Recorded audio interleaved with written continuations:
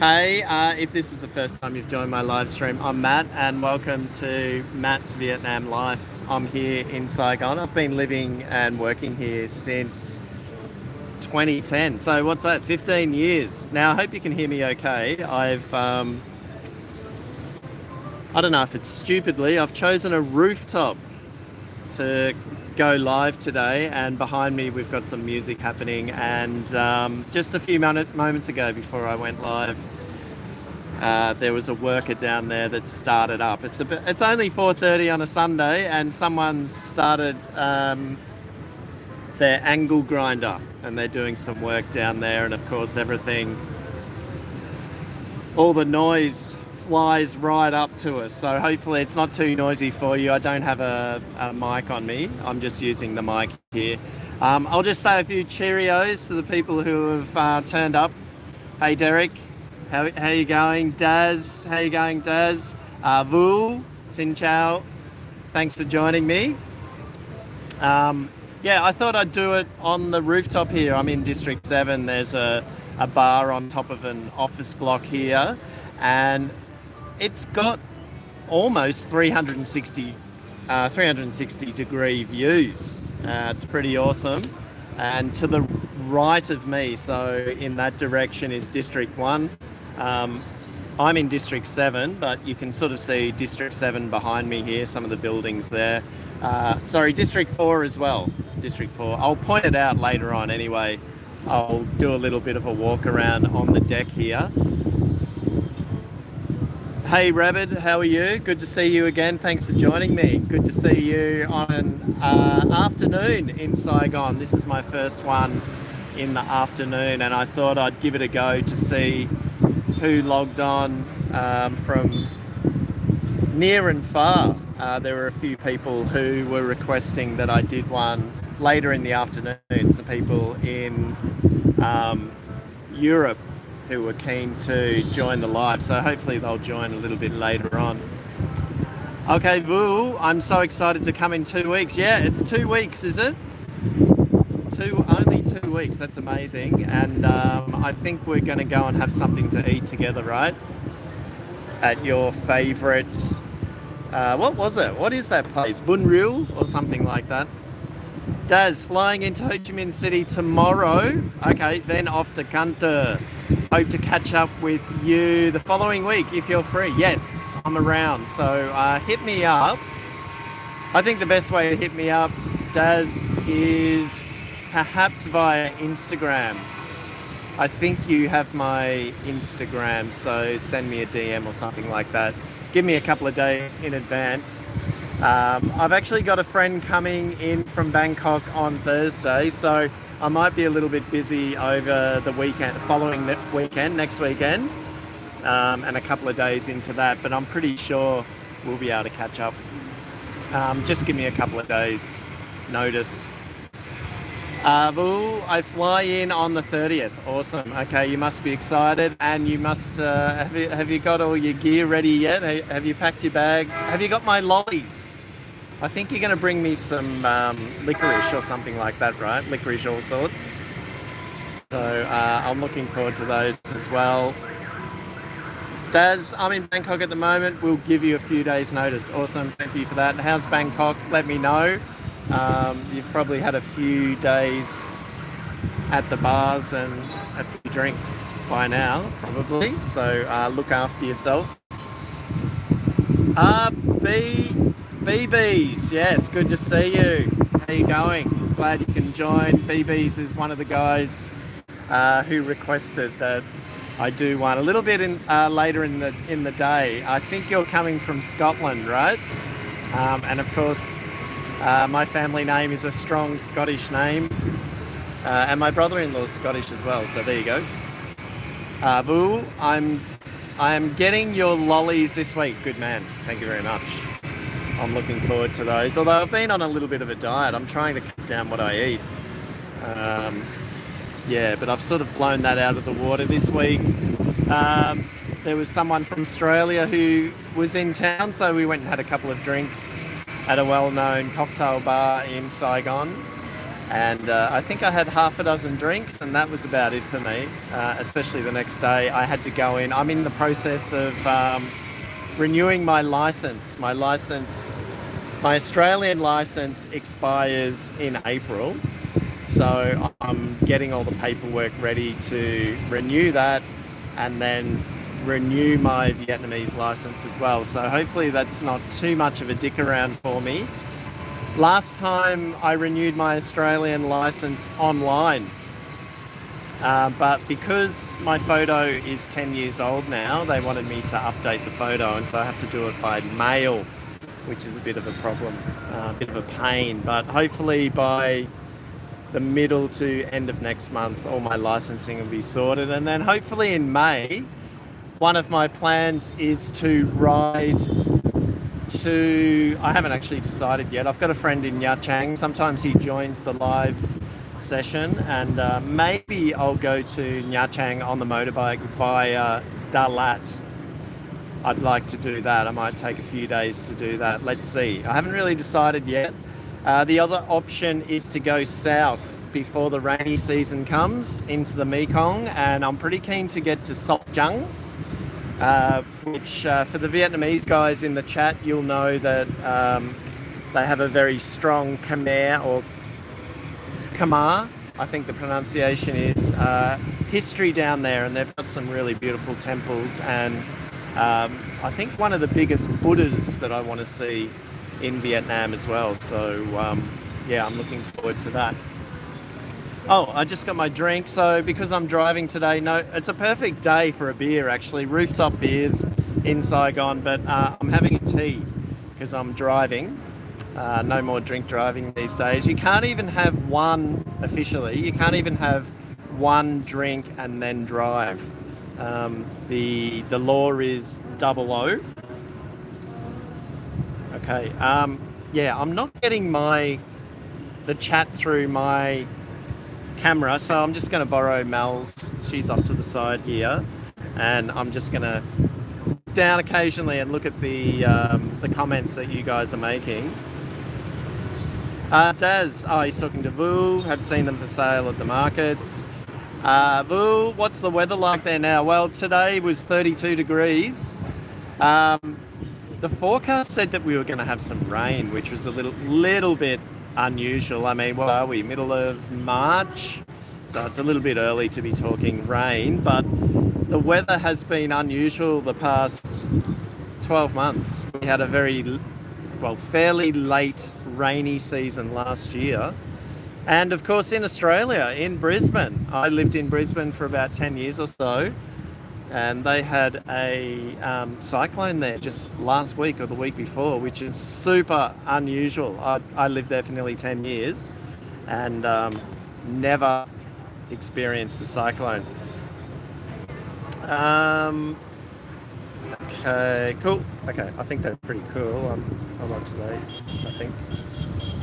Dalat looks lovely. Yeah, Dalat is very nice, especially when it gets too hot down here in Saigon. It's great to get up there and just which one is it? Someone said hi. Oh, okay. I'll say hello in a minute. We went to Dalat in November. I think it was November last year, October, November last year. It was sensational, and if you like riding motorbikes and stuff like that, great time of year to be in Dalat. The thing that really surprised me about Dalat was how good the food was, particularly the Western takes on the food there. So the young Vietnamese chefs who are cooking up Western food, so sort of not really fine dining, but what do you call it? Casual sort of fine dining places in Dalat. There's quite a few there, and they do it really well, and the prices were pretty good, and the service was excellent. I actually found it better than in Saigon. Don't tell anyone, but I think maybe they're a little bit more accustomed to dealing with tourists up there, so was pleasantly surprised about that. And Dalat's just beautiful anyway. But I was also surprised about how many greenhouses there are in Dalat, because it's obviously undulating because of the hills and all that sort of stuff. Everything's covered in plastic, which takes away from the views a little bit. But all in all, recommend it. And only a 30-minute flight from Saigon, so just basically up and down if you go by air. I don't really want to go by sleeper bus. I don't think I ever want to ride one of those again. I'm gonna have my tea. I've got I think it's a tea with what is it? Kumquat. There's a little bit of kumquat and honey in it, so that should keep me going. Yeah, very good. Not too bad. So have we got any more comments there?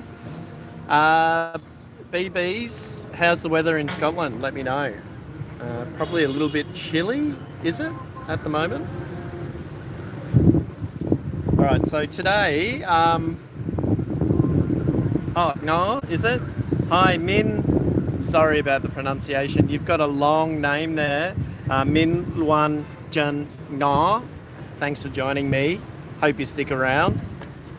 I don't think I've seen you on the live stream before. My name's Matt, and I've been living in Saigon for 15 years now. So if you've got any questions about living in Saigon or living in Vietnam or traveling around Vietnam, let me know. Drop them in the comments.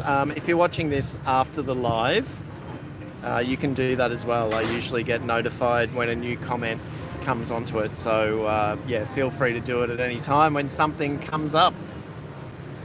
Speaking of coming up, someone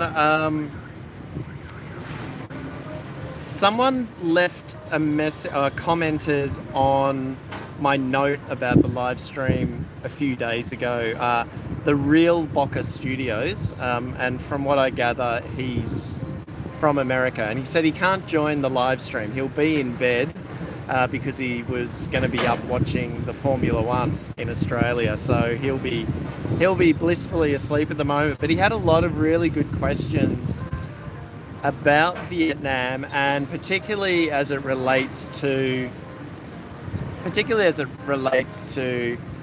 things like medical care, if he gets into trouble, if he gets sick, if he has an emergency, which I also presume that he was sort of hoping for a little bit of advice about health insurance. I'm not too sure if I'm the right person for that, but I hope you can hear me. It's a little bit windy and they're just moving the chairs around behind me. So what I might do during this live stream, he had quite a few questions, so I might go through them. I won't go through them all at once because he's got a lot, and I'll just try and keep coming back to them. And of course, if you've got questions, let me know. Sorry, I haven't. For some reason, my the chat isn't moving at all on my phone, so I can't see what you're doing. I'll just have to get Mel to give me a prod every now and then.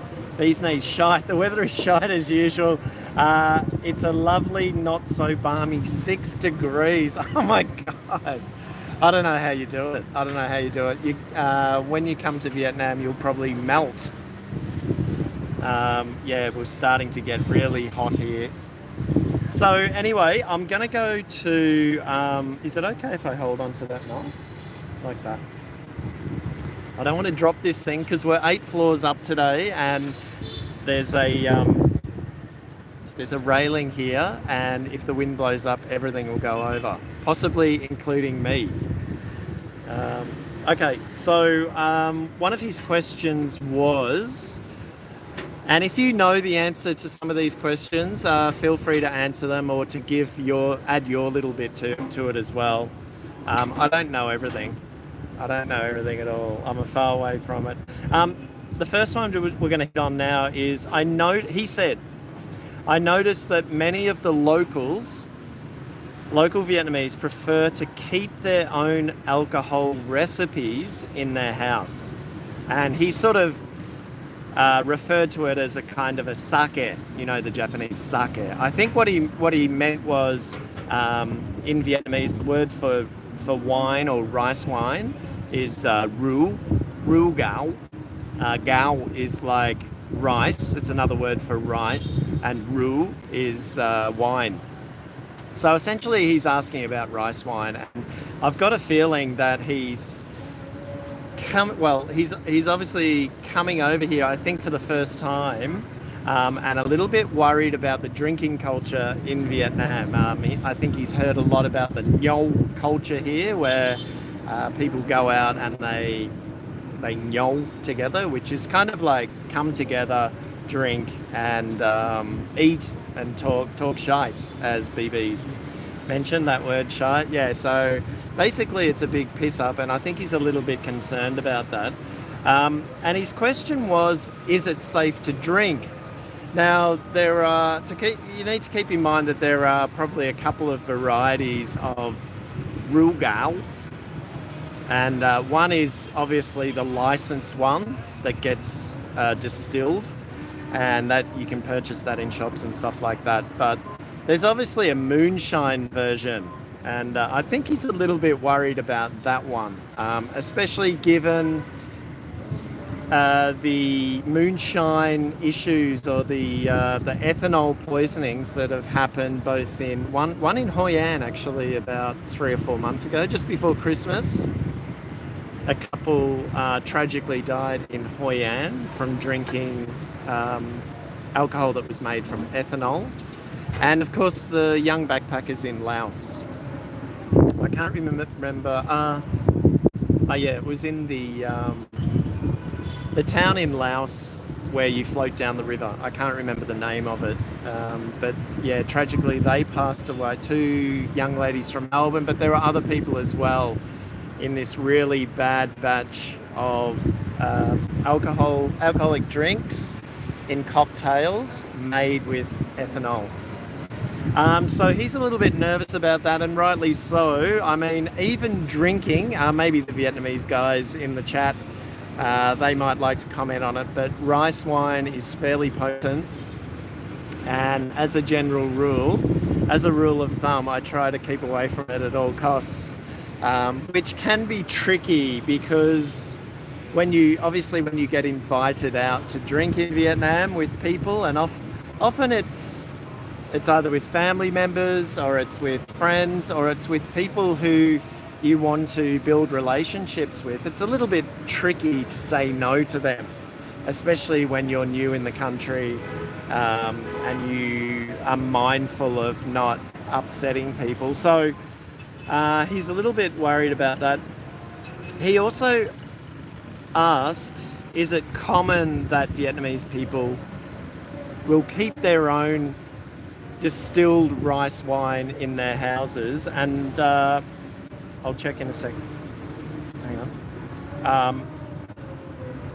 And my initial thoughts were no.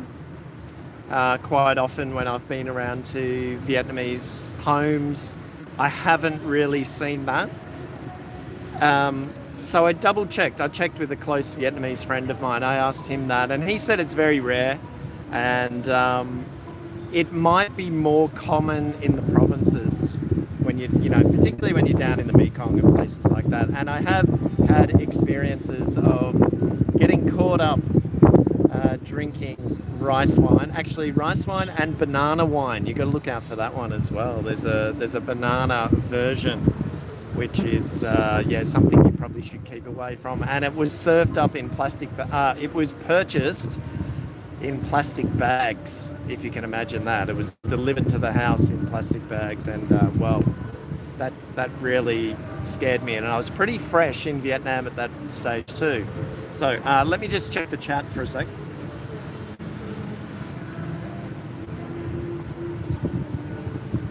Okay, Vu, anything happening on Win Hue Street? There's always something happening on Win Hue Street, just not in the middle of the day. Last week was International Women's Week, Women's Day. So sort of during the week and at the weekend, it sort of fell on the weekend as well. There was sort of events happening and stages that were set up. There was also an Ao Yai festival as well. So I think it was Ao Yai and traditional dress, which we actually missed. We missed that. We didn't really know that was on until we saw it in the news, and it looked really good. But Winhui, there's always something happening just in the middle of the day. I would avoid it, especially this time of year. It's just so hot. It's super hot. Go in the morning, or especially in the evenings. It gets packed, especially at weekends as well. There's always something something happening, and always something to look at. Bees. I want to say bees knees. Sorry, if I say bees knees, I might just say bees, so I don't mess it up. Sounds like a good night out in Glasgow. Yes. Yeah. I don't know. I've never been to Glasgow. My brother-in-law kind of made me kind of fear it a little bit. With Glasgow, he told me about Glasgow kisses and stuff like that. So different from Saigon kisses, by the way, but both painful nonetheless. Daz, Matt, did you take Vietnamese lessons or just learnt while interacting with the locals? Okay, so it's, as I tell everybody, my Vietnamese is an ongoing process. And what I've found over the years is that I'll go through stages where I just get absolutely sick of the level or staying at the same level, and then I'll enroll at a language school. So I've been to a few language schools, and I've found, if anything, it helps with your confidence. So I also do a lot of self-study, and I also walk around the markets as well. I'll give you an example of how it's sort of changed my Vietnamese in a minute, but I would say with Vietnamese language schools, look, I'm an ex-teacher as well, so I tended to critique the lessons a little bit too much as well. Back in the day when I was teaching, it was very theory-based, whereas in Vietnam, probably less so. But what I got out of it mostly was that it gave me the confidence to just blurt it out. And what I've noticed recently since I stopped going to a language school is that my confidence has really gone down. So I've had to make myself go out there. So when was it? Last Monday. I've got a Vietnamese mate, a young Vietnamese mate, who has taken it upon himself to help me in some way to improve my Vietnamese. And last week, so every Monday we try and catch up, and he's kind of taken me. He's recognised that my pronunciation needs a lot of work. So he's taken me all the way back to working on my pronunciation again, and being able to, sorry, it's a little bit windy, being able to identify the sound with what's written in text more accurately, because at the moment I'm a little bit lazy, and I probably speak with only 3 tones when I should be speaking with 5 or 6. So I would say, Daz, for you, definitely go and do at least, I was doing 2 lessons a week at 90 minutes, I think it was. For me, I could probably handle 3 lessons a week at 90 minutes each.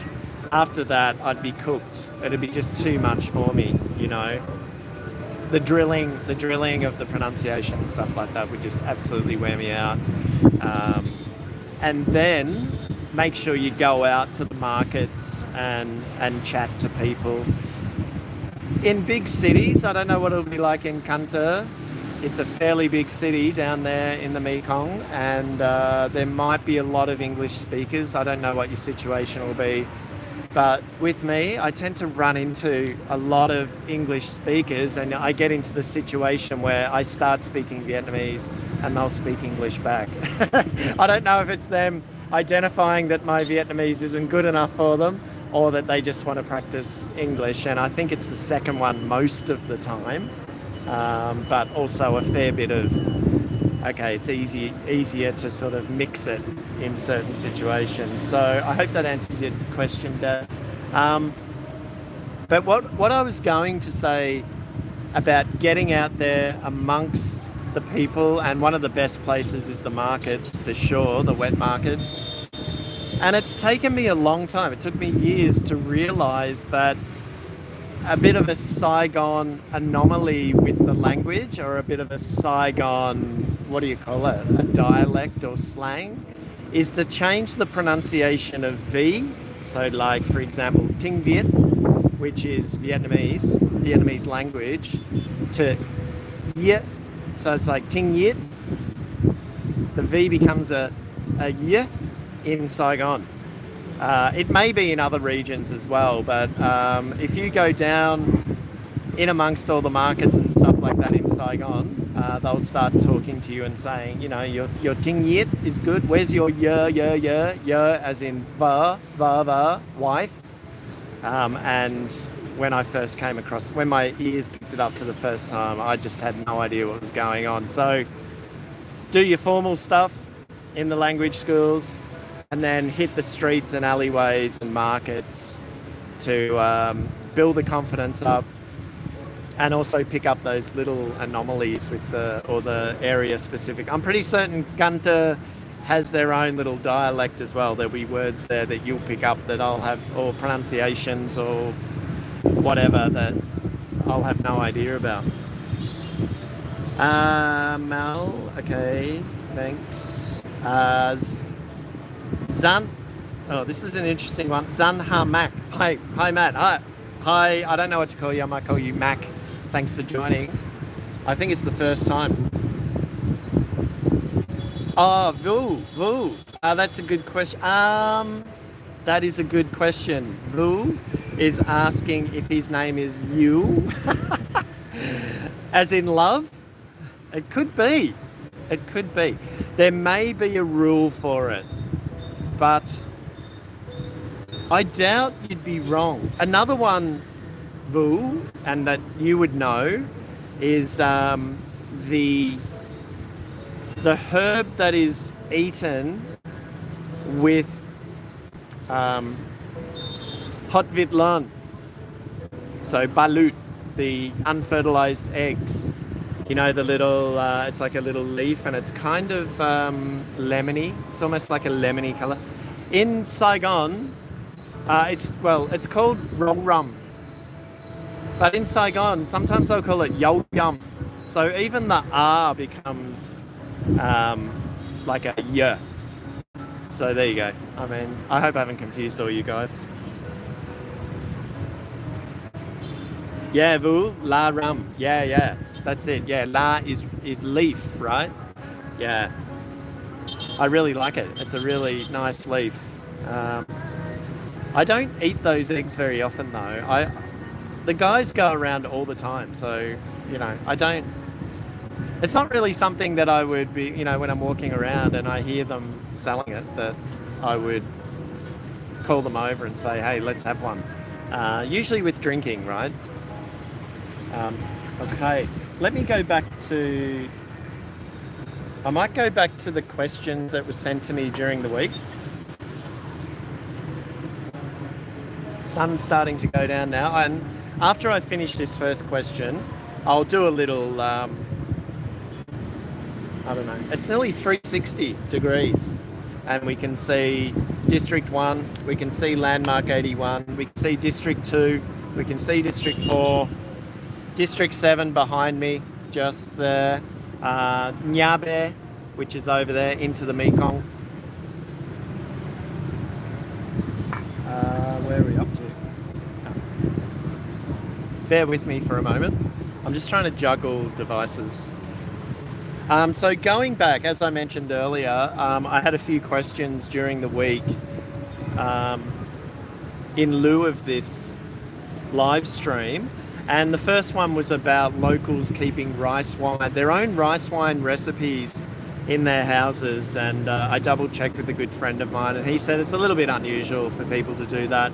And the Real Bocker Studios, he might have been thinking about, if he's been here before, He might have been thinking about sort of the perhaps teas or the homemade remedies with ginseng and stuff like that. I don't know the word for ginseng in Vietnamese.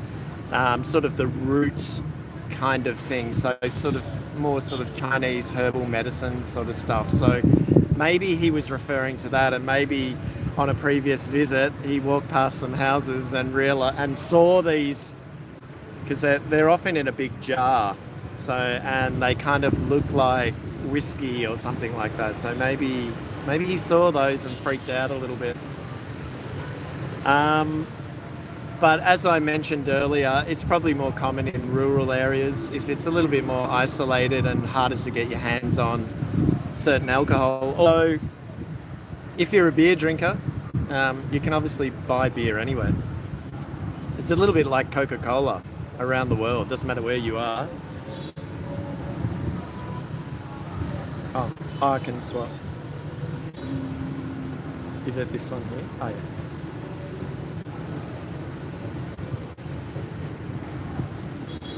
Vu, I don't need it. Vu is talking about balut or hot vit long. Yeah, I actually like it when I'm drinking beer. It's quite good. It's okay. It's just depending on how fertilized the egg is. Yeah, sometimes you got to do it with your eyes closed. BBs, I love food, but oh my god, those eggs, I couldn't. You should give it a try. You don't necessarily have to eat the whole duck in it. The sort of the yolky part of it is actually really tasty, and it's not too far from the regular sort of duck egg. Duck egg or chicken egg that's well cooked.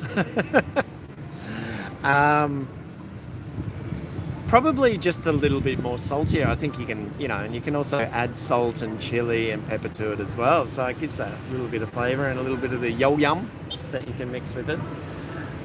Sunil Driver. Hi, Uncle. Okay, I think that's the first time I've been called Uncle in my live stream. Yeah, no worries. Thanks, Sunil. Let me know where you're from. With that name, perhaps you're from either India or Sri Lanka, possibly. Let me know. Yeah, Mel has said snake wine. Yes, snake wine, good old snake wine.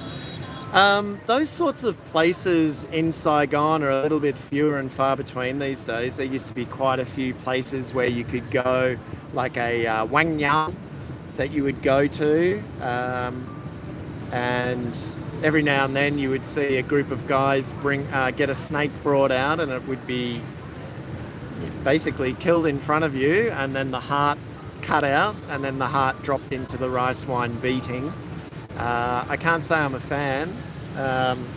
Being from Australia, I'm familiar with snakes, but I'm not that keen on getting that close to them. Daz, would depend on how much you have had to drink. Yeah, I think you're referring to the eggs, the duck eggs. Yeah. Actually, your comment kind of dovetails into one of the questions that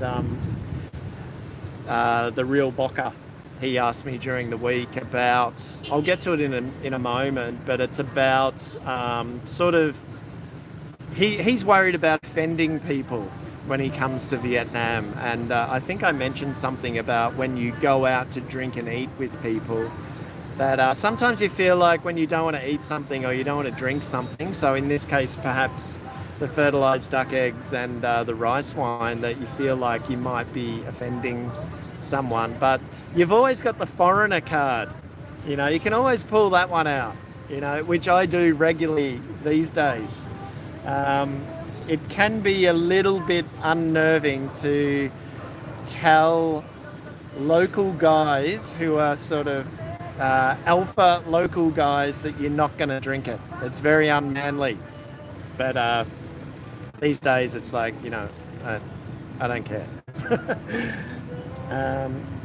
I saw they make it with tamarind. I've forgotten what you're talking about in terms of tamarind. The rice wine? Would that be it? Yeah.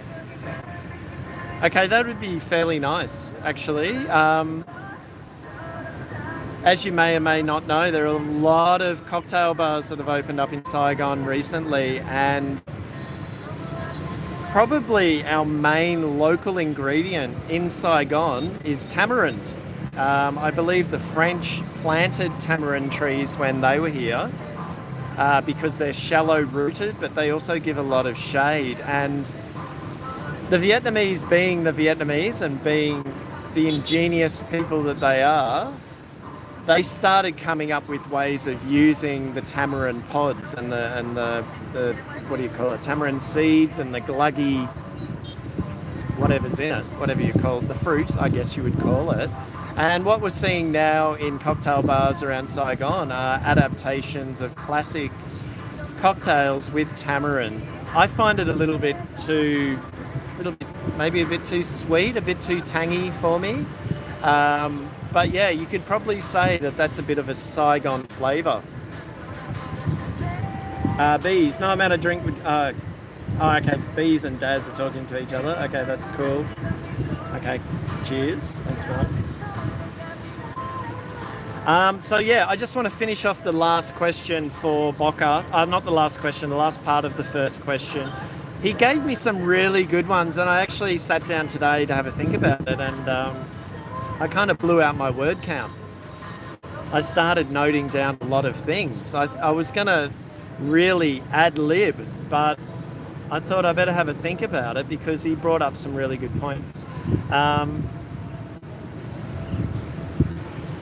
Oh yeah, one of my points here was that it's fine to decline someone. So when you go out drinking or something like that, it's okay to say, look, I think he's worried that, I don't know how old he is, but he's worried that he's going to have to go out drinking a lot. And I'm explaining to him that it doesn't really matter. You know, don't worry. As a foreigner, you can tell people you don't want to do that because there's nothing really to gain from being the drunk foreigner. I think most of the time it's people trying to get you drunk for a little bit of amusement, and it's not really worth it. If you're here for a holiday, or even if you live here, it's not, I don't know, it's not essential, it's not necessary in order to build positive relationships, but it's fun. What else? I think I said, oh yeah, here we go. I mentioned the spate of ethanol poisonings last year, and there was one unfortunate case up in Hoi An towards the end of the year. But also, I've mentioned here, in Saigon at least, look out for fake wine shops. So the Vietnamese tend to call, I think in the UK they call them off license. In Australia we call them bottle shops. It's places where you go in, you buy a bottle of something and leave. You don't drink it on the premises. There are still plenty of these sorts of, I'll call it a bottle shop, around Saigon, and sometimes, quite a lot, the bottles aren't authentic. So keep that in mind, and especially if the bottles are really cheap. Like if you find a bottle of a nice Scotch whiskey that's cheap, chances are it's fake. So keep an eye out for that. And also, if you're spending time in the backpacker area, be mindful that a lot of the bars will, if you're drinking cocktails or what do you call them, like mixers or something like that, there's a good chance that they're knockoffs as well. So perhaps in those sort of situations, if you find yourself out and about in that backpacker area or other areas around town, what do you say, a little bit less salubrious areas around town, maybe stick to the Tiger beer. At least if that's fake, it's not going to be too harmful. Rabbit Dog, I drink French wine from a cask. Okay, you're into your goon, is that right? Bad and cheaper than Aussie wine. I can't really see. I'll have to.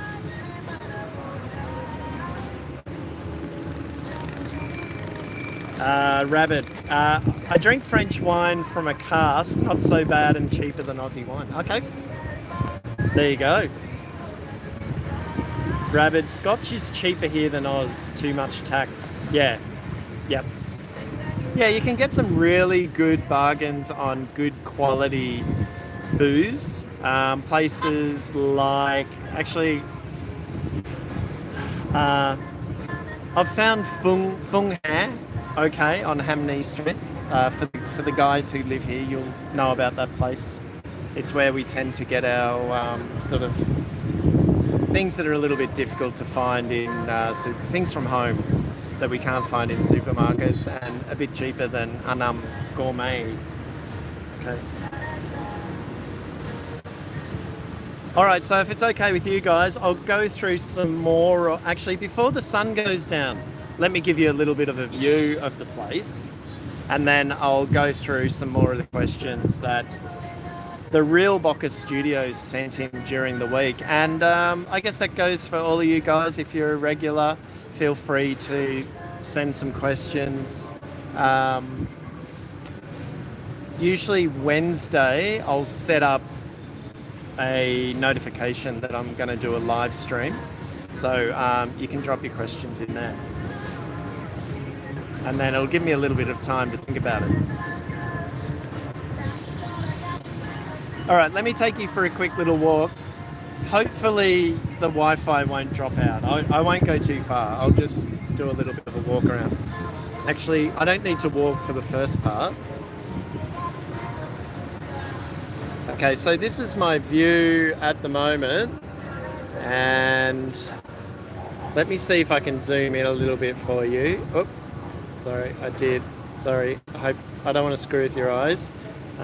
I should have brought my little pointer. And I'll use my spoon. I've got a spoon here. Okay. Okay, so we're looking towards District 1. This is District 1 out here, and that's Patexco Tower, for anyone who's familiar with Saigon. So that's District 1. That's not my finger, by the way. That's a little spoon that I've got. Sorry. Yeah, Patexco Tower. Just moving along a little bit here. That's a building that hasn't been finished forever, and it got caught up in the recent embezzlement case that went on, and the lady who owned the property portfolio that she's in trouble for, that was her building there as well. It's been unfinished. It was like this when I first came here 15 years ago. Actually, Patexco Tower, when I came here... Sorry, I'm wrong. I'm wrong. Because Patexco Tower's here. The one I was talking about is somewhere behind a building. Sorry, forget what I said. Terrible. But that's Patexco Tower. And when I first came here 15 years ago, there was a crane on top of that. They were just about to top it off. If we move along a little bit further, Landmark 81. That's it, just there. One of the biggest residential buildings in Southeast Asia, if not Asia. 81 floors, about nearly 500 meters into the air, and really good cocktail bar, actually. So instead of going to I think there's a viewing deck, you can go to a bar in there and order a drink and sit there, and it's fantastic. And actually, when you look out the other side, over here, that's where the airport is. So you can sit at the back of that building and watch the planes come in from this direction, and you can watch them land. It's actually really good. And yeah, the wines are expensive. Not too sure if you can get a goon bag up there, Rabbit, but nice to go up there, shout your lady friend a drink or something like that, and have a really nice sort of romantic night out. It's really nice. I recommend it. And then moving on, this is all sort of on the horizon. This is like District 2 out here. Tuduk, they call it now, Tuduk City. District 2, you know, it's easier to refer to as District 2. And all sort of, in the foreground here, I hope this pointer's not annoying you. In the foreground is District 7, but just imagine in between Landmark and here is basically District 4 and District 1. There's nothing really to show you where District 4 is. This is still District 7 here, but this is sort of, anyone who's familiar with Saigon, Win Van Lin Street, and then it goes over the bridge into District 4 where the old port was, the old Saigon port. And this is the place here that we're at. So they do food, they do a few drinks. As you can see, no one's here at the moment, which is great, and the wind has died off. It's a nice little place. But in the evenings, it does get fairly busy. All right, and this is District 7. Going over here. I think this is Riverside. So it's all sprung up. So when I first came to live in District 7, none of this was here. Basically anything on the horizon that you see that's a high rise wasn't here when I got here. This here is the driving range in District 7, and there used to be a golf course there, but they've cleared it now. I think there's going to be some apartments that are going to go in there. And moving around here, what's it called? I can't think of the name of it now. Happy Valley. And then look at this. Apart from Sky Garden, which is, I don't think you can see my pointer, this is Sky Garden here. And Sky Garden's been here for about 17 or 18 years. But everything, Sky... and Hung Vung, but you mightn't be able to see that. Everything else that you see on the horizon has popped up in the last 10 years. And this is out towards Nyabe, out here, out to Minh Thay, down into the Mekong, and obviously heading west towards Cambodia.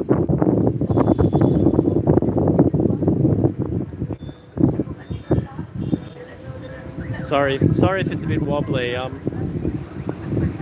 There's a little bit of wind up here. But yeah, great view for District 7. I found this a couple of years ago. I happened to stumble upon it, and I'm like, wow, this is pretty upper class for District 7.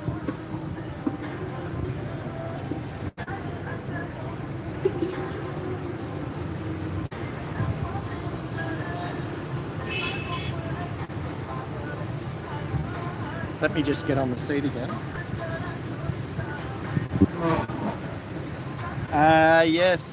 Yes, Rabbit, Matt's got wind. Yes. Well, it's part of being old, isn't it?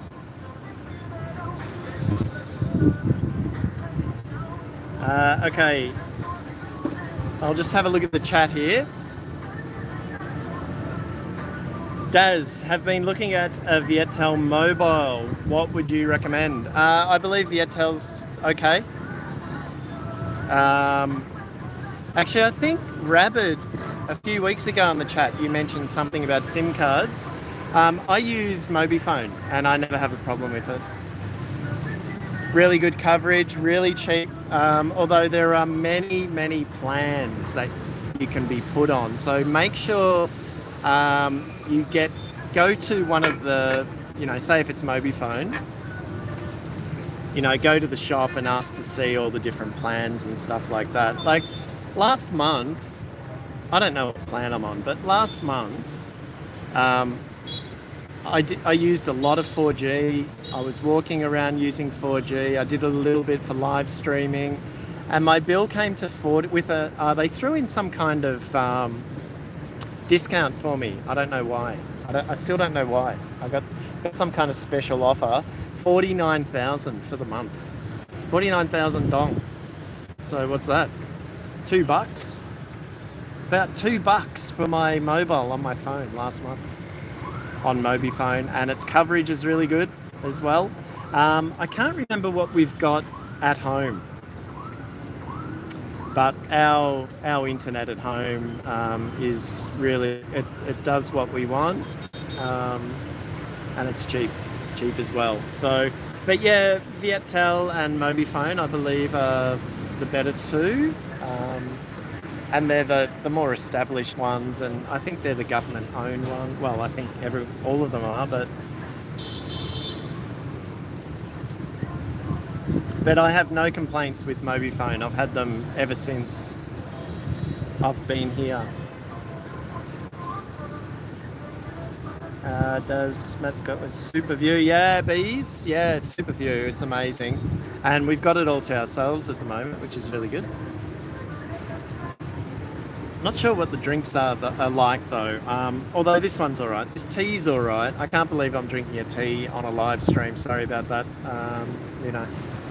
You're not going to get drunkenness and parties and raunchy women on this live stream, especially today. Sorry, guys.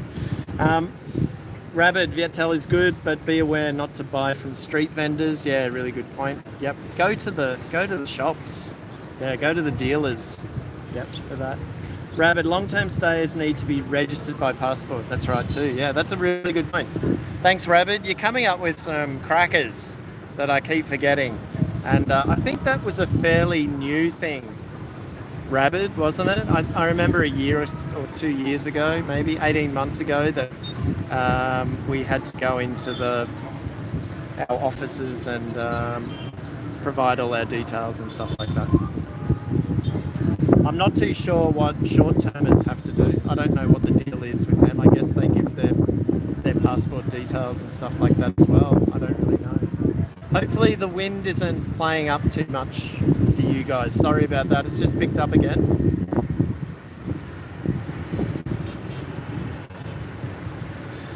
All right. Look, there's a lot of stuff here on from the real Boca Studios that he asked me. I'll try and pick a couple of things that might provoke you guys to contribute a little bit as well. He was worried. Yeah, he was worried about which one will I go for? Okay, I'll ask you guys. I don't know which one to choose. So you have to choose either A, B, or C. Okay, so A, advice for getting sick in a foreign country, i.e. Vietnam. So if you've got any advice for the real Boca Studios about... You've got lots of questions. Oh, have I? Where? Oh, sorry. Mel's just telling me I've got a lot of questions. Sorry about that, guys. I'm working off multiple devices here. Vu, how's the metro trains? Is that it? Okay. Vu, how's the metro trains there, Matt? Really good. Well, there's not many. There's only one line. There's only one line, and Mel and I took that about 3 weeks ago or so. It was really enjoyable. Not much to see. Like once you get past the station at what's it called, Tao Dien, there's not much to see after that. But it goes out to a university. There's a university out there, so I imagine the kids that go to university there will be loving it if they're living over this side of town as well. But I can really see the benefit in it. The stations that are underground. So there's 3 stations that are underground. The Benton, 3? The Benton Market, Benton Station. The Opera House, there's one under the Opera House. And then Barson, the old shipyard, there's one there. And they're sensational. They're beautifully done. They're fresh, they're new, yeah, you'll be rapt when you see it. I'm not sure if they've sorted out their ticketing issues. When we went, the ticket machines weren't working and we couldn't use our MasterCard to tap, even though even though there was advertising up all around the place saying that we could tap and go with our MasterCard. I don't know if they've fixed that yet either. Maybe by the time you get here, Boo. BBs, if you want to stay 6 months or so, where do people go to renew their tourist visa? Oh.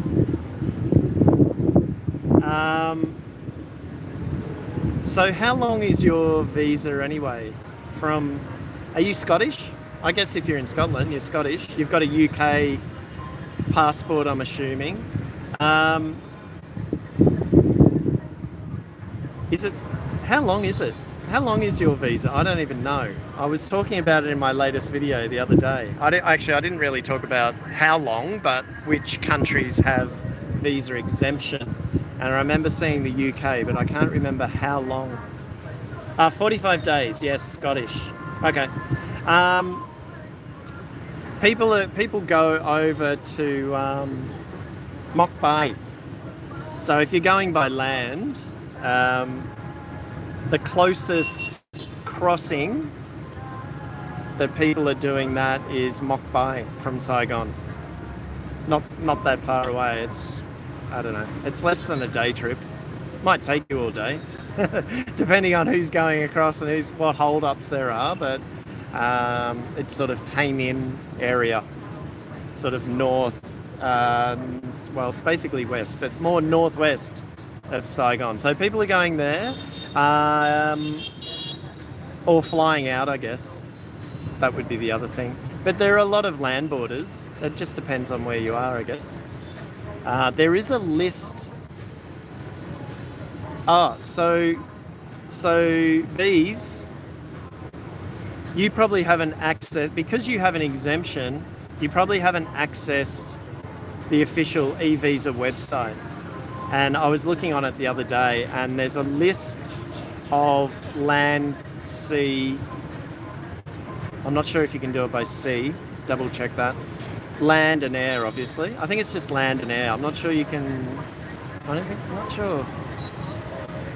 There may be, if you're on an organised tour, you take a boat down through the Mekong. But if you go onto the e-visa, the official e-visa website, it'll tell you which crossings you can use. And I've put a link to those in my latest video. There should be 2 links there of the official visa websites. And you don't have to fill out any information to see that information, if you know what I mean. Rabbit, you can't renew visa, you have to leave and come back. Yeah, that's right. Yeah, hopefully they'll change that at some point. But yeah, you have to leave the country. But as I said, on that website, Bees, you probably haven't been there because you know that you're exempt from having to go through all that sort of stuff. You can get one on arrival. So go and have a look at that. Rabbit, Mock Bay day trip is doable. Yeah, a lot of people do that.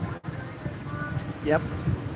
You might want to combine it with a little casino trip or something like that. Maybe I shouldn't joke about that, but I believe there's a lot of casinos around there somewhere.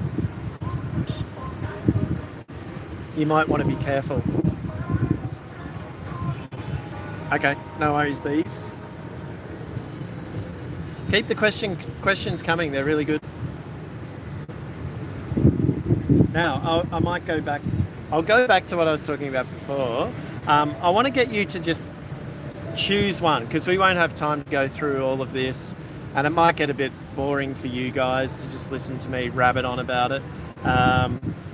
But I want you to choose one of 3 options, A, B or C, and we'll talk about one of the options here for the real Boca Studios, and then if he has any more questions during the week, if you're watching this later, Boca, you can ask more questions as well. So the A is getting sick in a foreign country. That's the first option that we can talk about. B, getting taken advantage of in a foreign country. Boca is giving us a little bit of an insight into what he's thinking at the moment about Vietnam, and I don't know, maybe he has a new friend that he may be coming to see. And C, offending people in a foreign country. So please choose one, A, B, or C, and we'll chat about that. A, getting sick in a foreign country. B, getting taken advantage of in a foreign country. C, offending people in a foreign country. Let me know in the chat, A, B, or C. And that'll just about wind up our live stream for Sunday. It's been really good. This location's nice, and we're getting a lovely sunset coming. Melanie, C, Daz, A. Okay.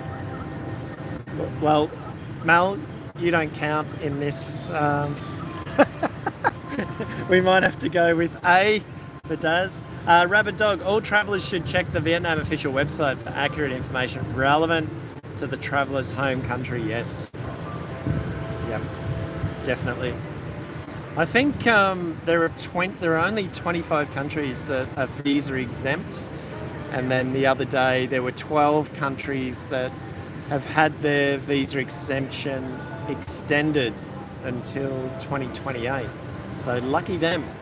No matter what they're doing, whether it's for business, travel, family reasons, or whatever, which is pretty cool.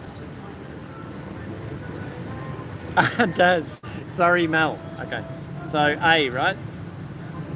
A. And jump in anytime. Jump in anytime, you guys, and add to the discussion. Getting sick in a foreign country. I'll go through some of the notes that I made for Boca on this topic. I've got about, 8 points for him. And the first one is, it'll happen. Getting sick in Vietnam, it'll happen. It's just a matter of when. And of course, how severe that sickness is, probably depends on how fit you are, how old you are, what sort of circumstances you find yourself in. But I've been pretty lucky over the years. In my first year, the main issues that I had were respiratory issues due to just the change in climate and the change in the quality of air. I'd been living in Brisbane, and Brisbane has very clean air, not too far from the ocean as well. So I really struggled with that.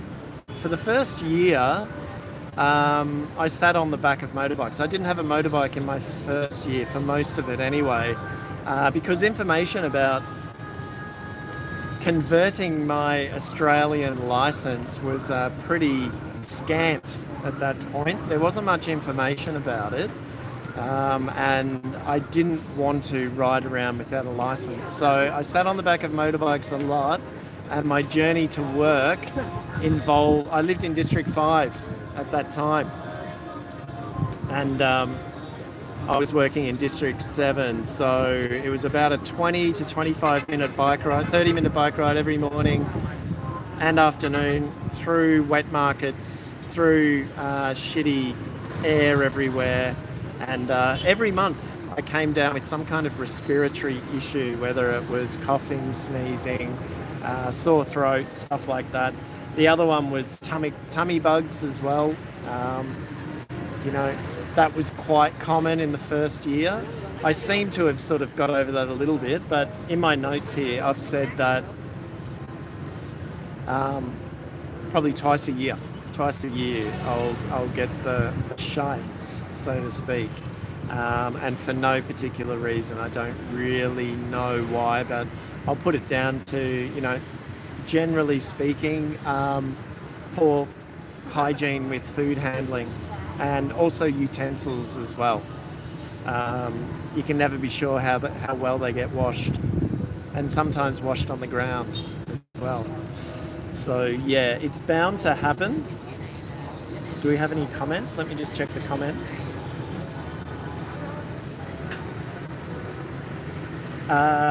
Vu, is Notre Dame open? I was there around there yesterday. It's still got the scaffolding. I don't think they're doing church services there. I don't think so. Oh no, maybe they are, because there were people outside Yeah. No, that was a different church. No, but I've seen people Oh, yeah. praying out the front of Notre Dame, but I'm not sure if it's actually open for services. The scaffolding's still up. There doesn't seem to be any sign of it, being finished anytime soon. Back to getting sick in a foreign country. What else was I going to say? Oh, the upside about getting sick here is that there are pharmacies on just about every corner. And historically, I was reading somewhere the other day that pharmacies in Vietnam, or chemists, you might call them chemists in Australia or where you're from, either or, doesn't really matter. Historically, pharmacies have kind of acted as a little bit of a two-in-one, almost like a medical clinic of sorts where people would go to, I guess doctors were not as prevalent back in the day, and so the local pharmacy stocked all the drugs and stuff needed for when you got sick, and they're everywhere today. And pretty much everything that you can't get in places like Australia over the counter, you can get over the counter here. I probably shouldn't sometimes, like sometimes I get I don't know, some sort of skin infection sometimes on the odd occasion, and I'll self-diagnose, and I know which antibiotic works for me, so I can buy that over the counter instead of going to the doctor. I'm not too sure if I should do that, but I can do that, and it works. I've just got to be mindful not to take them for too long. So yeah, over the counter everything. Influenza, flus, any time of the year they can hit me in Saigon, doesn't really matter. I mean, the temperature doesn't fluctuate a hell of a lot anyway. Just really depends on who you come in contact with. Might also have to do with what's going up in Hanoi, maybe people travelling down in the winter months. There might be flus getting around and stuff like that, but I'll probably get a couple of flus a year.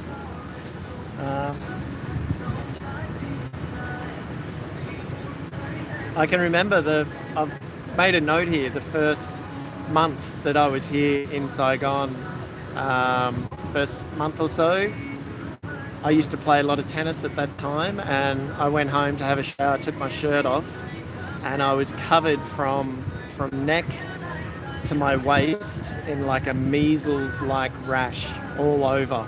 Torso. All over my torso. And I assumed it was measles. I'd picked up measles. I was 35 at that stage. I always associated measles as being a bit of a childhood sort of illness. Went to the doctor and they couldn't diagnose it. They just basically said, how many days off work do you want? I said, the rest of the week. Someone was pregnant at work as well that I worked closely with, so I was a bit worried that it was measles. Anyway, unexplained, something to do with the air, something, my body changing, reacting. Just going to, expat health insurance, okay. Yes, Daz, yes. Okay, so both Mel and I have health insurance with a company that is, what do you call them? The agents are based here. So, what can I say about it? I can send you, after this, I can send you the contact details of the health insurance provider that we use. It's been good. What they do is, and this goes for Real Bocker who was asking these questions as well, if anybody's coming over here for any sort of length of time, it's really good to know if the healthcare provider that you're thinking about purchasing your policy with has a relationship with whatever medical centres you probably think you'll be accessing, if that makes sense. So there are a number of sort of international we call them international clinics. There are a number of those here, and your insurance provider should be able to give you a list of the medical providers that they have a relationship with, so that it's all sort of prepaid, if you know what I mean. So when you go in and you check in at the desk and you show them your card and tell them who you're with, they'll do a quick check. Or if they're not sure, if you've got someone on the desk, like sometimes at the big hospitals like FV, which is here, just over here somewhere, that might even be it there. Yeah, there's a lot of admin staff, so some of them might not be over, across the process of dealing with health insurance and stuff like that. And so the one that we use, we have direct billing, so it means generally speaking, we don't have to worry about it. We just tell them, they'll check it up, they'll confirm, and then we'll get the procedure done, or whatever it is, the visit done, and it's fine. So if you're up for that, if you want me to share you the name and the website or the social media, I can do that later if you like. But please feel free to ask more questions about our experience with that.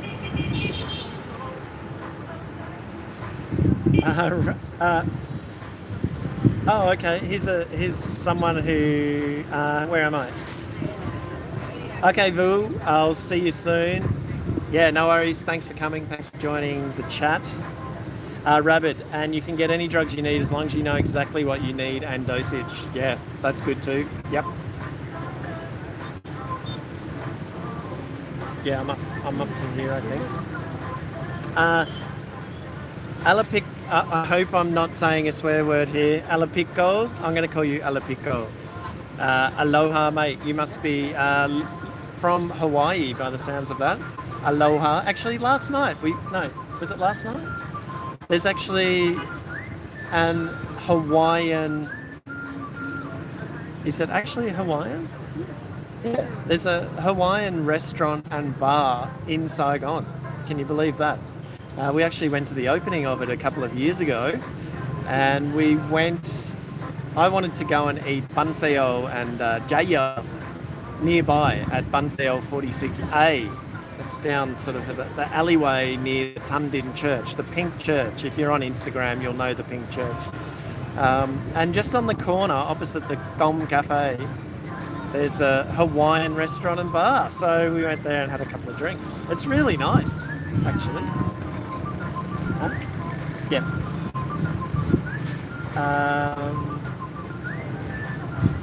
Okay, Rabbit. I got that rash in Taiwan. It was just a heat rash. Oh, okay. Good to know. It hasn't been back. Thankfully. But it was very scary because I don't usually get things like that. I never used to anyway.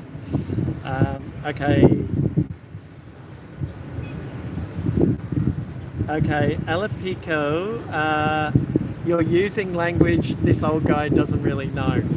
He thinks gangies. Oh, gang. Gang, is it? Is that what that means? Okay, you're going to have to teach me a little bit of the Hawaiian lingo. Does cheers, man, Mel, appreciate it. Yes, does send me a DM on Instagram and I'll let you know more info about the health insurance company that we use.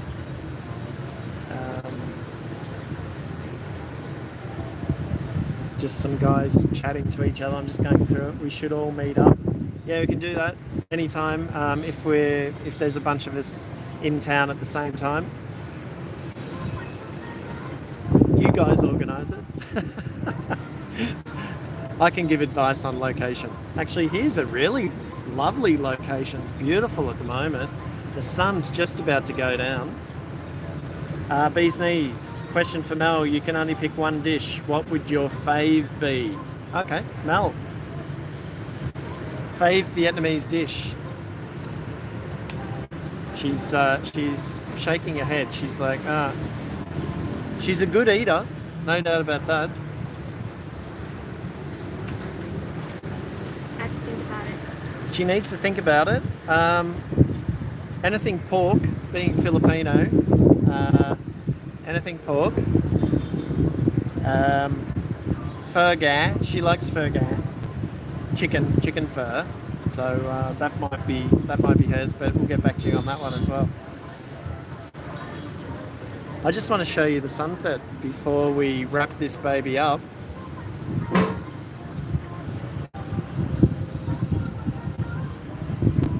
Mightn't be as good on my camera.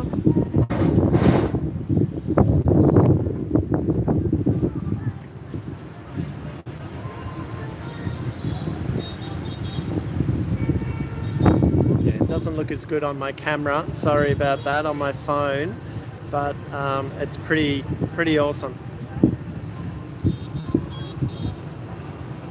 Obviously, that's looking out towards Cambodia somewhere, Minh Thay, sort of Mekong area.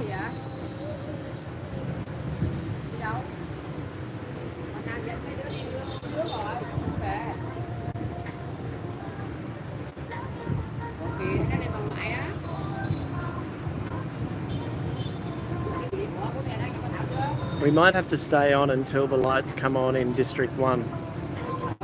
So if you can hang around for that, that might be a bit of a highlight.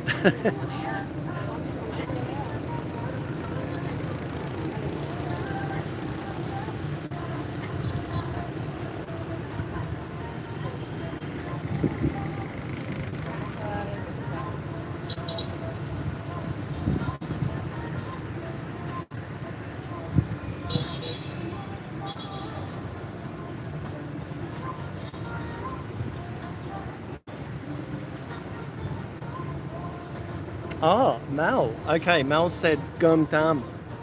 Gum tam soon. Oh yeah, anything pork. Bit of pork and broken rice. Yeah. It's good when you have a really good one.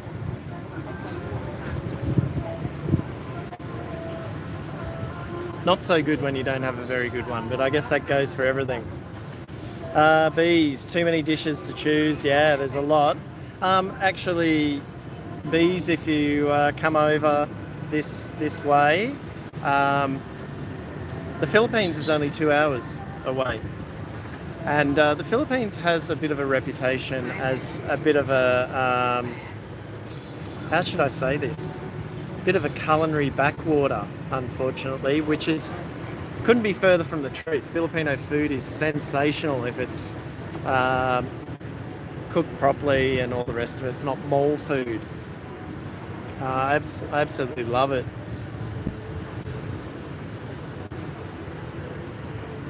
Yeah, beautiful evening. Absolutely beautiful evening here. The sun is really going orange right now.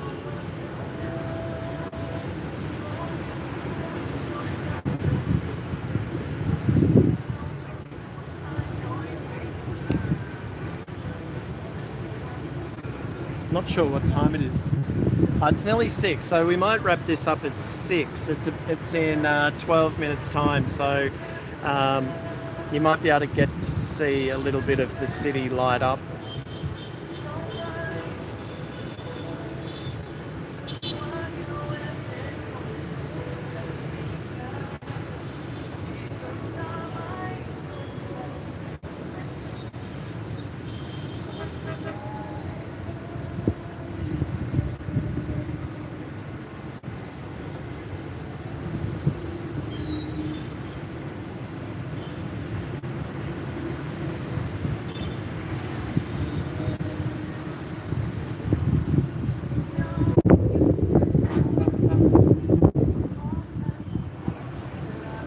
Oh yeah, that sun's dropping quickly.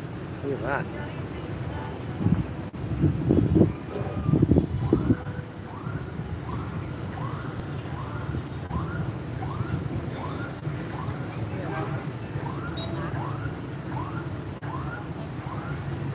Yeah, beautiful this time of year.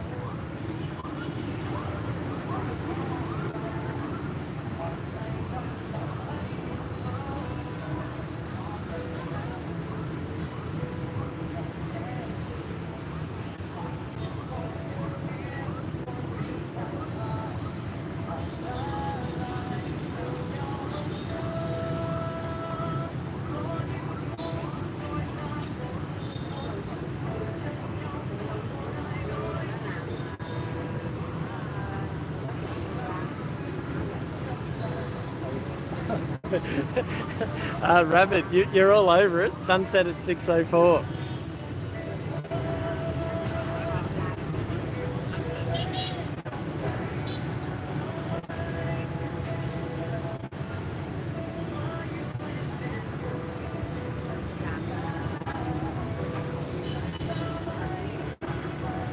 So yeah, cool little venue this. It's quite nice. I haven't eaten here, but I've had a few drinks here at certain times.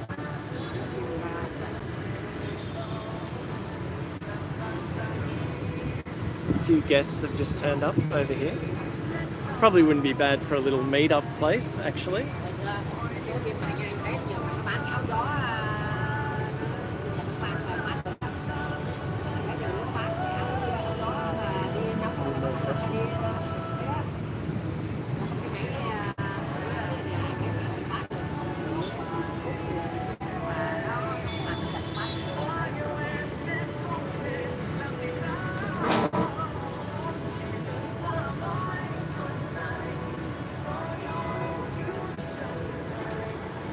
So I've been using the vertical live stream for my live streams, obviously, and I've chosen to do that because I'm going to do a trip in May. I'm going to get on the motorbike, and like I mentioned earlier during the stream, I'm going to do a trip on the motorbike, but I haven't decided where yet. I've got a couple of options that I'm thinking about. One is to go to Nha Trang.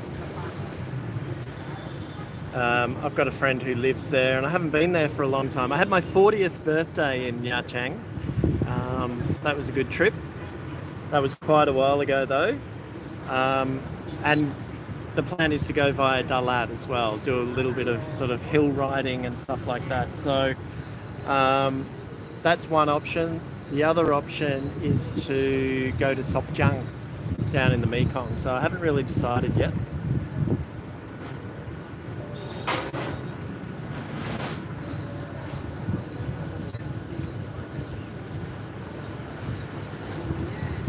Rabbit, I shoot a lot of pics at twilight. Good stuff.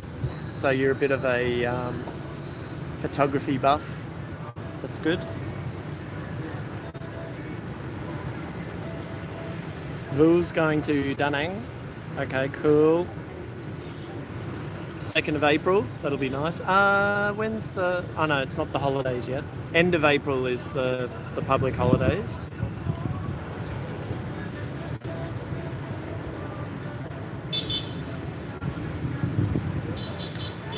Alapico, like a pleasant day in San Fran, except warm. Yeah. 30. Today was 32 degrees, I think. In the shade, of course. Looks like I've got a bit of a tan from being up here. The guy I'm renting my apartment from, Kanto, has invited me out for drinks for his birthday on the night. It's very friendly. Should I buy anything?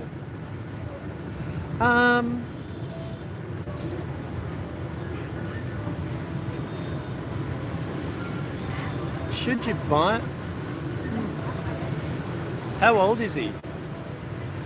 You know, maybe when you're out for drinks, maybe you could offer to buy a few drinks or something like that, or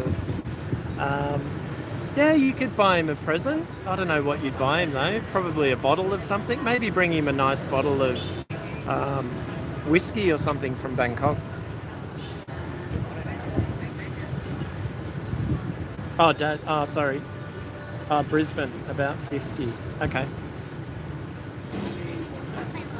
Yeah, maybe a nice bottle of something. I mean, you can get a lot of nice bottles of alcohol here, but yeah, that might be all right. Something like that, if he's a drinker. Well, he's invited you out for drinks, so yeah. Maybe some snacks. Maybe some Australian style snacks or something like that. But I wouldn't worry too much about it. Probably a nice bottle of something. He probably drinks Hennessy.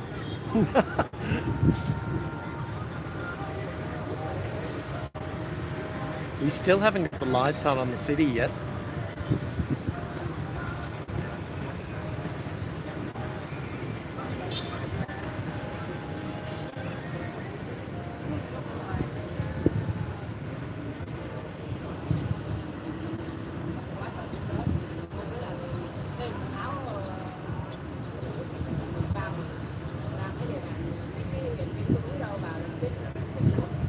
Bee's knees, a 6-pack of Fosters.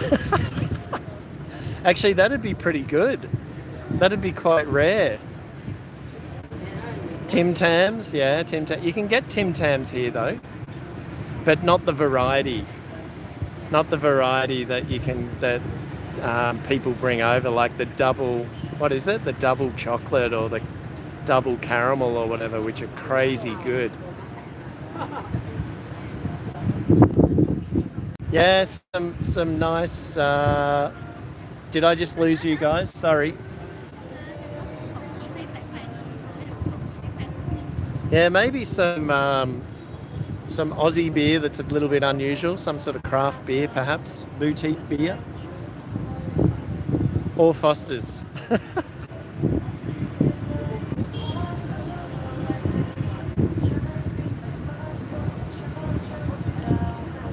All right, I don't know if those lights are going to come on in the city. Do you want to see them? Let me know. Let me know if you want to see them.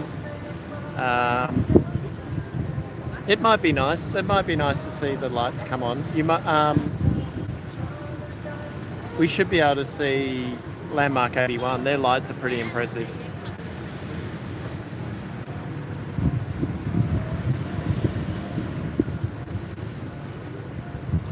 Rabbit, I want to give my local coffee shop a lion's cake for breakfast for Christmas. They still do those, do they? God, that brings back memories. My goodness.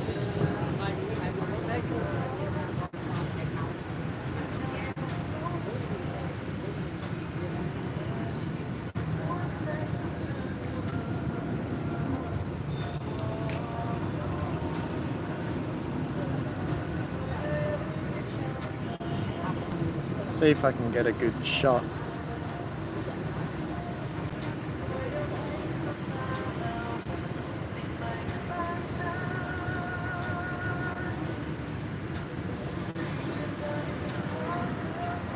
Alapico, yeah. This is quite a common question that I get.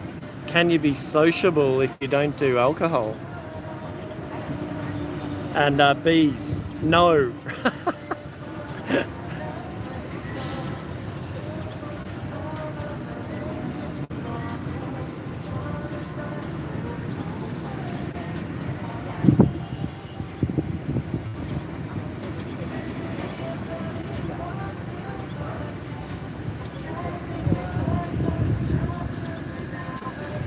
Are you coming, Alapico? Are you coming to Vietnam anytime soon?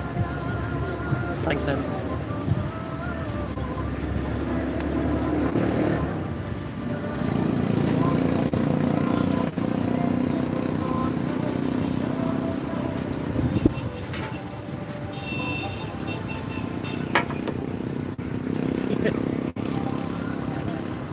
Still waiting for these city lights to come on.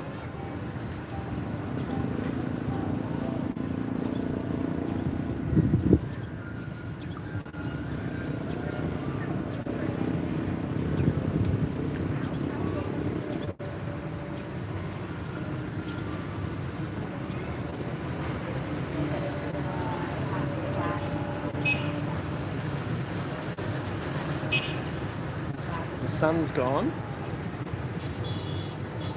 But yeah, I was just talking about how I use the vertical live streaming instead of a landscape. Oh, that's 6 o'clock. Can you hear the church in the background? That's it, just there somewhere. Just there. I just want to get used to using this sort of format because, as I mentioned, I'm going to get on the motorbike and go and do a few trips and then perhaps do live streams to sort of recap each day on the motorbike. So it's quite easy to do this on my phone. So I just want to get used to doing it on this in vertical and also get viewers used to me doing it as well. I don't know if it's convenient for you guys or you like watching it in this style, but maybe down the track I'll do more landscape live streams as well. Wow, they're giving that bell a decent old ring. Okay, I think the lights are starting to come on.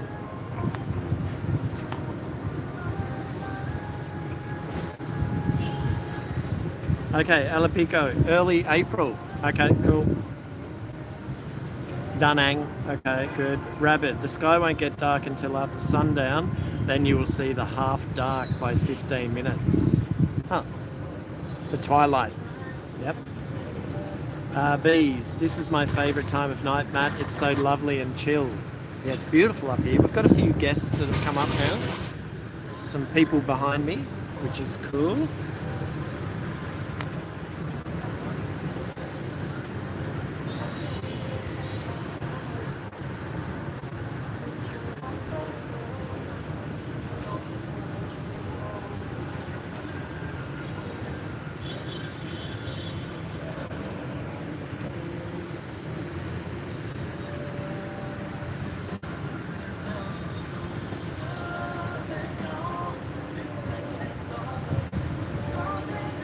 I can see some lights flashing. It's a bit late, isn't it?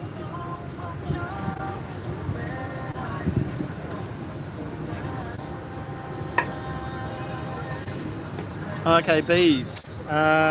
It's perfect in vertical, and as far as I know, it's better to shoot in vertical. YouTube favors it, I think. Okay, that's good to know. It's good to know that you like vertical. I think most people these days are viewing things on their mobile phone, so it's quite convenient. And I guess it's really convenient too if you watch post live as well.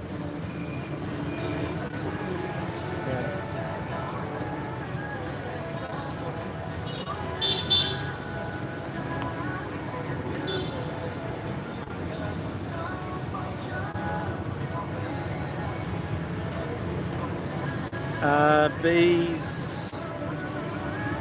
Yeah, I think YouTube was really pushing the vertical stuff for a while. I'm not too sure. I'm fairly new to live streaming, so I haven't really got much to compare, to be honest. And I've noticed on my long-form edited videos that people watching my videos on TV and mobile phone are nearly the same now. Something like 40% each, I think, and the rest on tablet. Alapico, I hear that portrait gets better engagement than landscape. Yeah, I think so. I think because people are scrolling through their feeds regularly, you know, so they drop the live stream feed into while you're searching and stuff like that. Yeah, that's right, bees. Yeah, TikTok shook things up for sure. Yep. It's a bit prettier in landscape. Yeah, it is.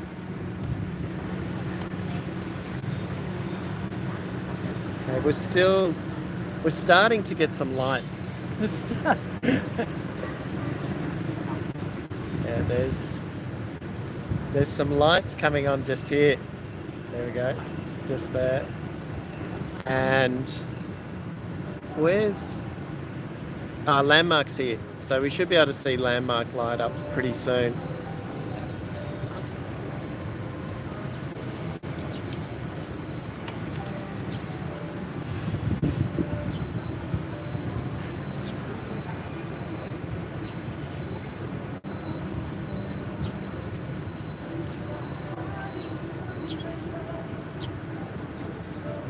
Yeah, that's right, Alapico. Yeah, more portrait mobile. Yeah, so yeah, I want to sort of continue doing vertical, because as I said, I plan to do a few trips here and there, and then I can do a live stream after each day and chat to people about, you know, what happened and the things I did, the routes I took, how much things cost, and all that sort of stuff. And I don't have to carry around my laptop.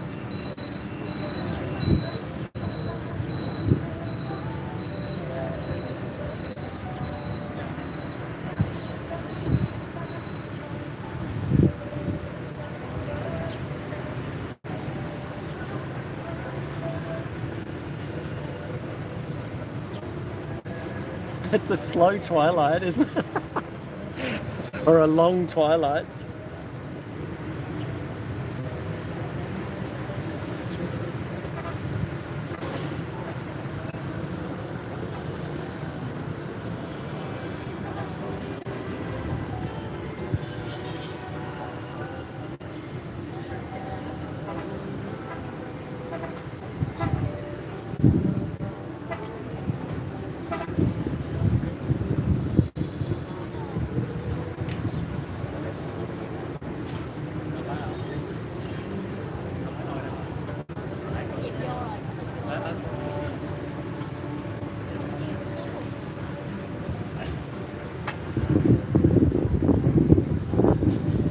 A little bit windy up here.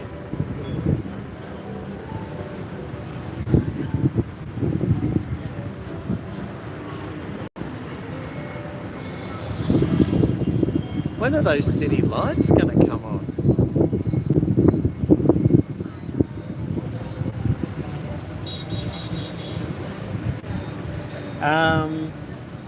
Yeah, that's it.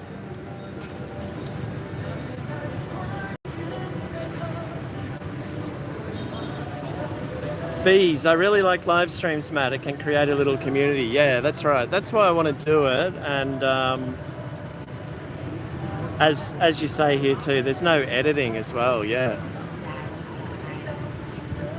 And people can ask questions very quickly, obviously, and or ask questions and get answers quickly, which I kind of like.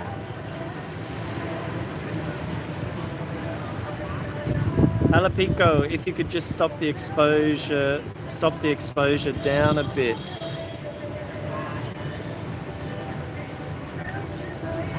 Is that a bit better?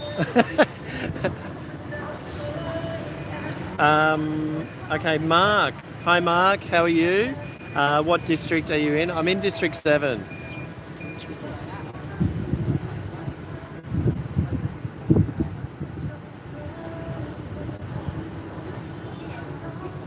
No, of course not, Daz. You can all chat to each other. I'm just trying to capture the lights coming on. I thought it'd be a shame to stop the stream before the lights came on. And Mark, who's just joined us, that's landmark 81 there. Actually looks pretty small, doesn't it? And Batexco just there, and that famous unfinished building there just on the other side of the bridge from District 4, right on District 1 there on Tonduk Tang Street. This street here is Lam Van Dom Street, I think it's called. Really food street. And nearby is Street 79 as well, which is great if you're into your Vietnamese food.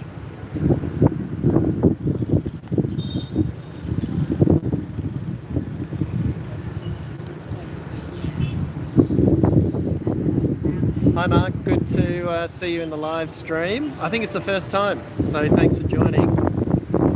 I'm going to wrap it up soon because, once the light, we've been doing it for over an hour and a half, and I just want to finish off with the lights in the city, but our twilight's taking forever. Not much traffic there. Yeah, not too much. That's the street just down below us here isn't the main street. I can go over and show you, if you're familiar with District 7, Winty Tap Street. Winty Tap Street is just there. It's always really busy. And just ahead of me is Lotte Mart.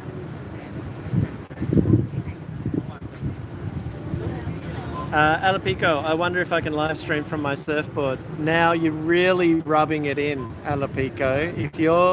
If you can live stream on your surfboard, you're living the life. In Hawaii, I mean, man, lucky bugger.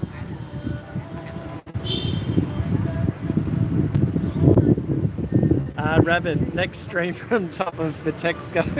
Yeah, we're just going up and up on this live stream. Yeah. Oh, I think there might be some lights coming on Landmark.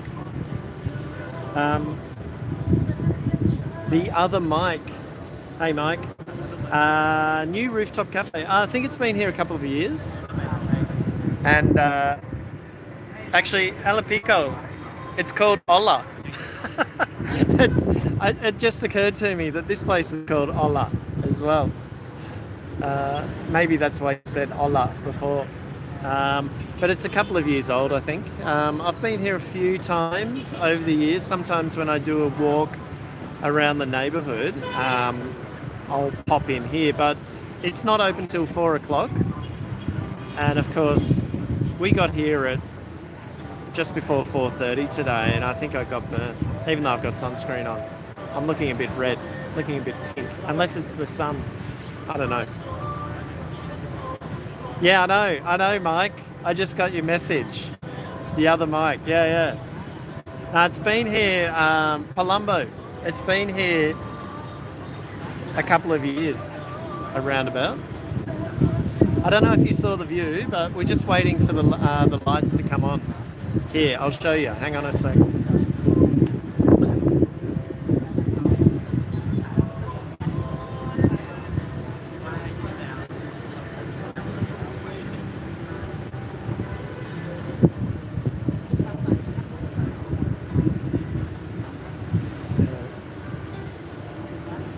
Sorry guys, I'm just sort of trying to get it so I don't spin you out.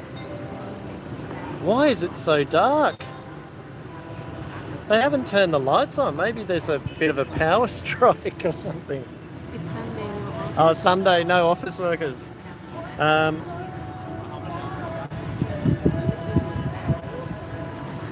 Bees. I love Asian food. I can't wait to visit Vietnam. Yeah, well, Vietnam's the place. And Bangkok. Bangkok's a great city for food as well, but obviously I prefer, or Thailand, sorry, I prefer Vietnam. There's the other mic. Zanamak. Hi again, Matt. Yeah, you were here an hour ago and had something to do. It's always funny whenever I saw foreigners who have been here in Vietnam more than 10 years appreciate that. Do you mean appreciate Vietnam still? After all these years? Is that what you mean? Bees, where else have you both travelled to in Asia, Matt? Okay. Hang on a sec.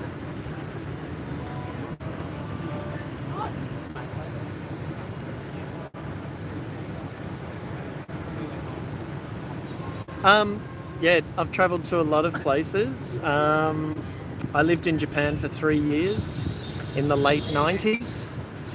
I'm going to give away my age. Oh, you guys know my age anyway. Yeah, I lived in Japan from 98 to 2000.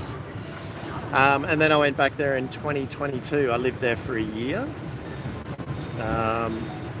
Where else have I been? Taiwan. Where haven't we been in Asia? I haven't been to... I've been to Hong Kong and Taiwan, but I haven't been to mainland China. Philippines, Mel's from the Philippines, of course.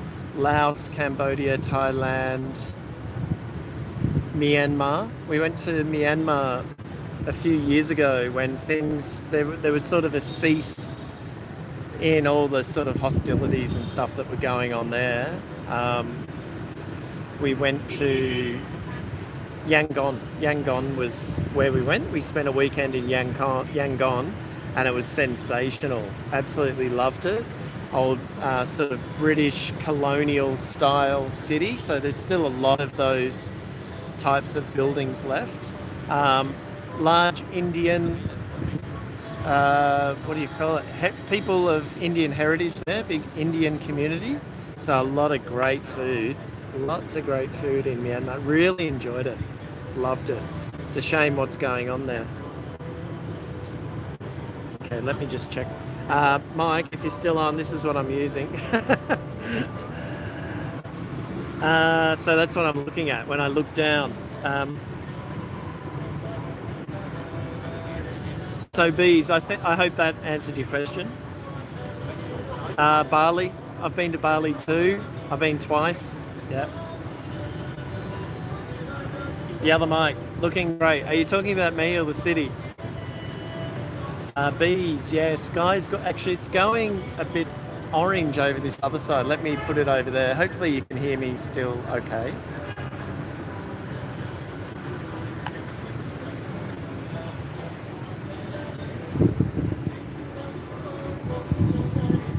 There we go. If it's cold where you are, this will be really turning you on. Alapico, actually, can you darken the exposure manually? You might be asking me too many technical questions there, Alapico.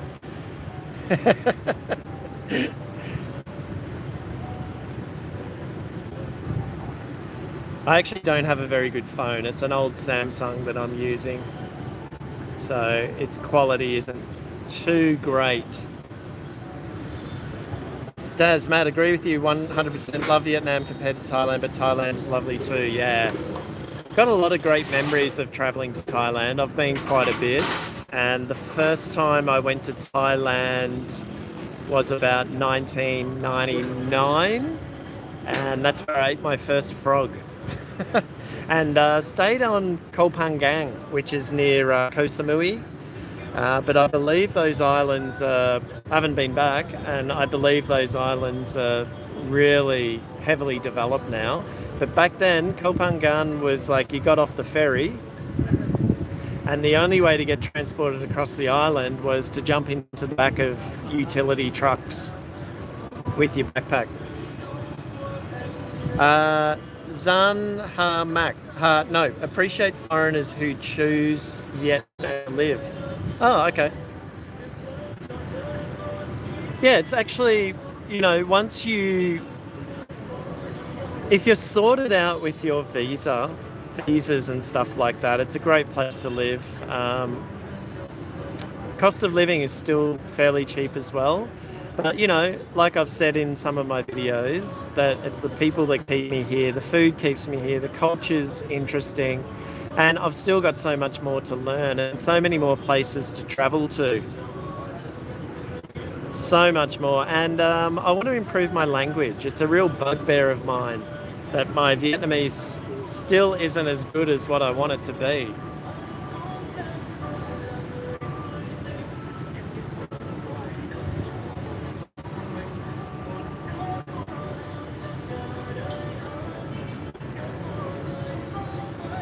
I just don't want to get the guests behind me, Alapico, yeah, a bit cold. Who said it was cold? I said it's 6 degrees. It's nearly summer. I wouldn't be able to handle it. It'd drive me crazy. I'd fall apart. And Mike, who was in the chat, I don't know if you're still here, Mike. The other Mike. Mike's a really great friend of mine who used to live here in Saigon, and we used to work together. He's a great photographer. He moved back to the States a few years back, around about the time of the pandemic, and moved to. Are you still in Indiana, Mike? I think. So recently he sent me photos of Indiana, basically under like 3 meters of snow or something.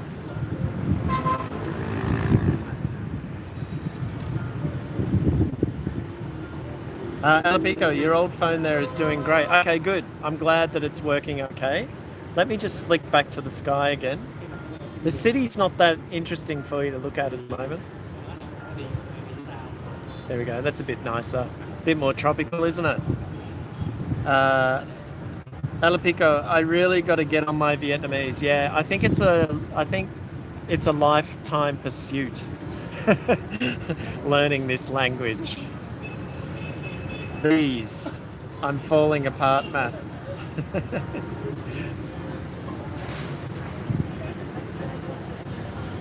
All right, I'm gonna swing it around to the city.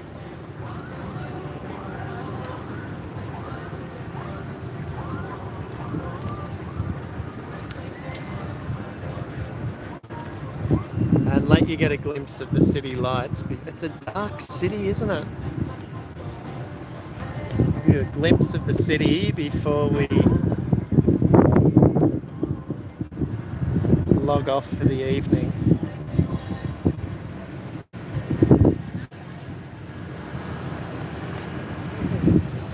How's that? Yeah, this camera isn't great in low light, but you might be able to see landmark lighting up just there. There it is.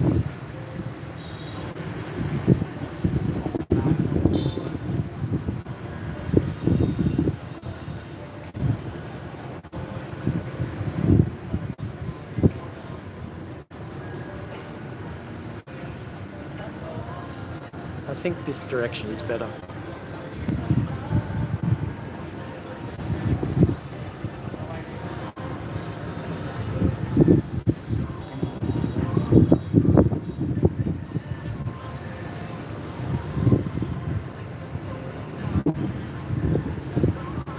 Alright guys, so I might wrap that up for this week. Thanks heaps for staying on, and thanks heaps for all the questions. And hi to all the new guys who joined the chat as well. Thanks for doing that. I hope you can hear me. It's getting stormy. It's almost like it's Hawaii. It's almost like we're near the beach. But at this stage, I may do a live stream this time next week. I have a friend in town, so we'll just see how that goes. He gets here on Thursday, I think, but I'll do my best to do one. Anyway, look out for it on Wednesday.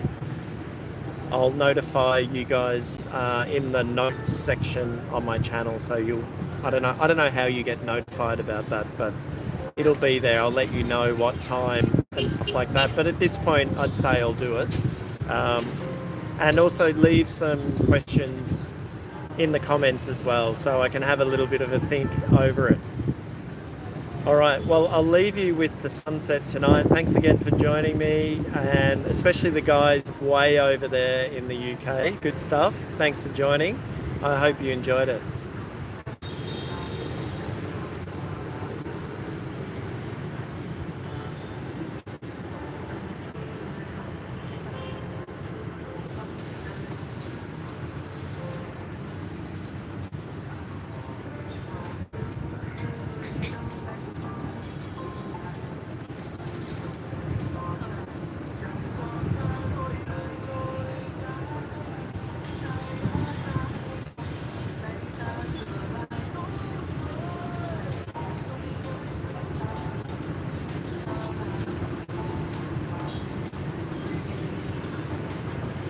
Okay, thanks guys. See you in the next one.